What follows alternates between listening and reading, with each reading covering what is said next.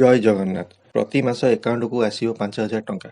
କେନ୍ଦ୍ର ସରକାରଙ୍କର ଜବରଦସ୍ତ ଯୋଜନା। ଆଜି ଆମେ ଆପଣଙ୍କୁ ସରକାରଙ୍କ ଏପରି ଏକ ଯୋଜନା ବିଷୟରେ କହିବୁ ଯେଉଁଥିରେ ଆପଣ ମାସକୁ 5,000 ଟଙ୍କା ପାଇବେ। କିନ୍ତୁ ଯଦି ଆପଣ ବିବାହିତ ତେବେ ସୁନମେ ସୁହାଗା ଏହାକୁ 2 ଗୁଣ ଅର୍ଥାତ୍ ପୂର୍ଣ୍ଣ 10,000 ଟଙ୍କା ପାଇବେ।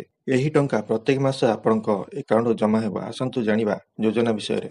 ଏଥିରେ ଆପଣଙ୍କୁ ପ୍ରତି ମାସ ପେନସନ ସୁବିଧା ଦିଆଯାଏ। ଏହି ଯୋଜନା ଅଧୀନରେ ଉଭୟ ସ୍ୱାମୀ ସ୍ତ୍ରୀ ରୋଜଗାର କରିପାରିବେ। ଏହା ବ୍ୟତୀତ ଯେକୌଣସି ବ୍ୟକ୍ତି ସରକାରଙ୍କର ଏହି ଯୋଜନା ଲାଭ ଉଠାଇ ପାରିବେ।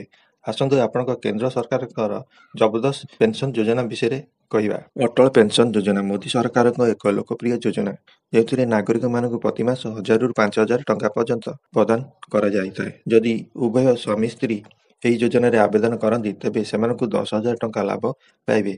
ପେନସନର ନିୟମ ଏହି ଯୋଜନାର ଅଧୀନରେ ଉଭୟ ସ୍ୱାମୀ ସ୍ତ୍ରୀ 5,000 ଟଙ୍କା ପେନସନ ଆବେଦନ କରିପାରିବେ। ଏହି ଯୋଜନାରେ ନାଗରିକମାନଙ୍କୁ ପ୍ରତି ମାସ ପ୍ରିମିୟମ ରାଶି ଦେବାକୁ ପଡ଼ିବ। ଯଦି ଆବେଦନକାରୀଙ୍କୁ 18 ବର୍ଷ ବୟସ ହୁଏ ତେବେ ତାଙ୍କୁ ପ୍ରତି ମାସ 210 ଟଙ୍କା ପ୍ରିମିୟମ ଦେବାକୁ ପଡ଼ିବ। ଯଦି ଆପଣ 3 ମାସ ଯଦି ଦେବାକୁ ଚାହୁଁଛନ୍ତି ପ୍ରିମିୟମ ଭରିବାକୁ ଚାହୁଁଛନ୍ତି ତାହେଲେ 626 ଟଙ୍କା ଦେବାକୁ ପଡ଼ିବ। ଆଉ 6 ମାସରେ ମଧ୍ୟ ଆପଣଙ୍କୁ 1,239 ଟଙ୍କା ଦେବାକୁ ପଡ଼ିବ। ଏହା ବ୍ୟତୀତ ପ୍ରତି ମାସ 1,000 ଟଙ୍କା ପେନସନ ପାଇବାକୁ ହେଲେ 18 ବର୍ଷ ବୟସ ହେଇଥିଲେ 18 ବର୍ଷ ପର୍ଯ୍ୟନ୍ତ କେବଳ 42 ଟଙ୍କା ଦେବାକୁ ପଡ଼ିବ। 60 ବର୍ଷ ପୂର୍ବରୁ ମୃତ୍ୟୁ ହେଲେ କିଏ ଟଙ୍କା ପାଇବେ?